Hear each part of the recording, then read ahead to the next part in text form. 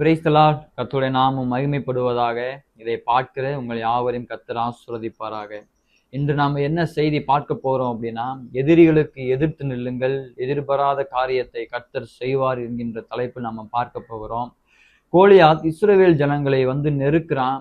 கோலியாத்தை பார்த்து இஸ்ரவேல் ஜனங்கள் எதிர்க்கிறதுக்கு பயப்படுறாங்க. அங்கிருந்த இராணுவ வீரர்கள் கோலியாத்தை எதிர்ப்பதற்கு பயப்படுறாங்க.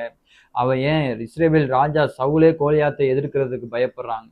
ஆனா தாவீது தேவனால் அபிஷேகம் பண்ணப்பட்ட தாவீது கோலியாத்தை எதிர்த்து நிற்கிறான். கோலியாத்தை எதிர்த்து நின்று கோலியாத்தை ஜெயிக்கவும் செய்கிறான்.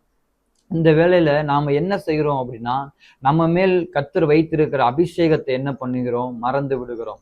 தேவன் நம்ம மேல் வைத்திருக்கிற அபிஷேகம் அது மிக பெரியது. அது எப்படிப்பட்ட அபிஷேகமா இருக்கிறது அப்படின்னா, நம்ம எதிர்க்கிற எதிரிகளை எதிர்த்து நிற்க தேவன் வைத்திருக்கிற அபிஷேகம், நம்மேல் வைத்திருக்கிற அபிஷேகம். அந்த அபிஷேகத்தை தாவீதை போல கோலியாத்தை நாம் எதிர்த்து நிற்போமானால் கோலியாத்தை ஜெயிப்பதற்கு தேவன் நமக்கு கிருபை தர வல்லமை உள்ளவராய் இருக்கிறார். நீங்க இஸ்ரவேல் ஜனங்களை பார்த்தாலும் சரி, இராணுவ வீரர்களை பார்த்தாலும் சரி, சவுல் ராஜாவை பார்த்தாலும் சரி, ஏன் கோலியாத்தை எதிர்ப்பதற்கு பயப்படுறாங்க அப்படின்னு நாம யோசித்து பார்த்தோம் அப்படின்னா, கோலியாத்திட்ட ஈட்டி இருக்குது, கோலியாத்திட்ட பட்டயம் இருக்குது, கோலியாத்திட்ட கவசம் இருக்குது, கேடகம் இருக்குது, இப்படி எத்தனையோ காரியங்கள். மகா பெரியவனா இருக்கிறான். இதையெல்லாம் பார்த்து பயந்துதான் யாரும் எதிர்க்காம நின்று வேடிக்கை பார்த்து கொண்டு இருக்கிறார்கள். ஆனால் தாவீது இதை எல்லாவற்றையும் பார்க்கல. தேவன் வைத்திருந்த அபிஷேகம், தேவன் மேல் வைத்திருந்த கரம் கோலியாத்தை எதிர்த்து நிற்பதற்கு பலன் கொடுத்தது. இந்த வேளையில இதை பார்க்கிற உங்களுக்கு தேவன் உங்கள் மேல் வைத்திருக்கிற அபிஷேகம் மிக பெரியது.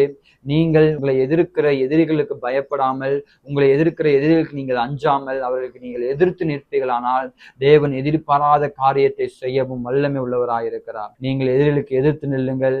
எதிர்த்து நின்றுட்டீங்க அப்படின்னா தேவன் உங்களுக்காக யுத்தம் பண்ணுவதற்கு வல்லமை உள்ளவராயிருக்கிறார். நீங்கள் சும்மா இருப்பீர்கள், கர்த்தர் உங்களுக்காக யுத்தம் பண்ணுவார் என்கின்ற வாக்குத்தத்த வசனம் உங்கள் வாழ்க்கையில அது பலிக்கிறதற்கும் வல்லமை உள்ளதா இருக்கிறது.